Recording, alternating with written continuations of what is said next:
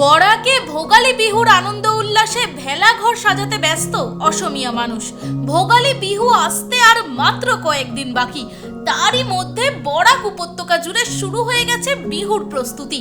শ্রীভূমি জেলার বরগুল এলাকার অসমিয়া গ্রামগুলিতে ভেলাঘর সাজানোর কাজে ব্যস্ত গ্রামবাসীরা। ভেলাঘরকে সুন্দর করে সাজিয়ে তোলার পাশাপাশি নাচ গান ও নানা উৎসবমূলক কাজে মেতে উঠেছেন সকলে। চারদিকে এখন ভোগালী বিহুর উৎসবের আমেজ। মই প্ৰথমতে সমূহ ৰাইজক ভোগালী বিহু আৰু নতুন বছৰৰ হিয়া ভৰা শুভেচ্ছা জ্ঞাপন কৰিছোঁ। আমি ভোগালীৰ প্ৰস্তুতি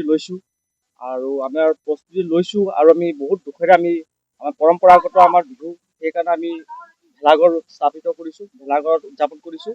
কিন্তু আমাৰ এটাই দুখ হ'ল আমাৰ হিয়ামতি জুবিন দা নাই। আমি অতি দুখী।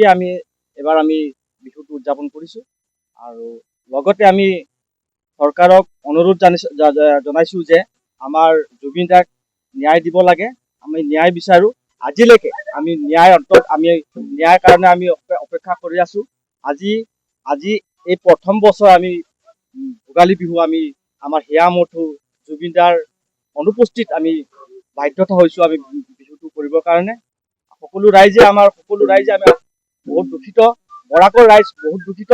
আমি ইয়াৰ পৰা সঁপনি দিছোঁ, চৰকাৰক আমি সঁপনি দিছোঁ, অতি শীঘ্ৰে অতি সোনকালে যাতে দোষীয়ে শাস্তি পায়, দোষীক শাস্তি দিব লাগে। আৰু দোষীক যেতিয়ালৈকে শাস্তি নিদিয়ে অসম কেতিয়াও শান্তিত নাথাকে। আৰু আমি অসমীয়া, আমাৰ তেজে আমাৰ জুবিন দাৰ তেজ আছে। এইখন জুবিনৰ অসম চিৰজীৱন জুবিনৰ অসম হৈ থাকিব। আৰু লগতে আমাৰ জুবিন দাক আমি সকলো ৰাইজে সিদিনা শ্ৰদ্ধাঞ্জলি জ্বলাম।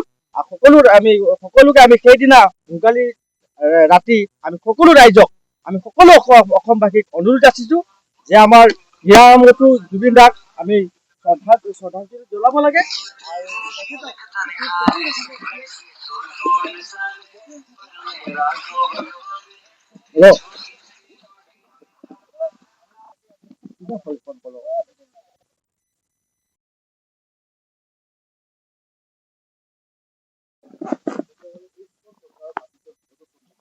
সেইটো ইলেকশ্যন আহি আছে, সেইটো প্ৰস্তুতি চলাই আছোঁ।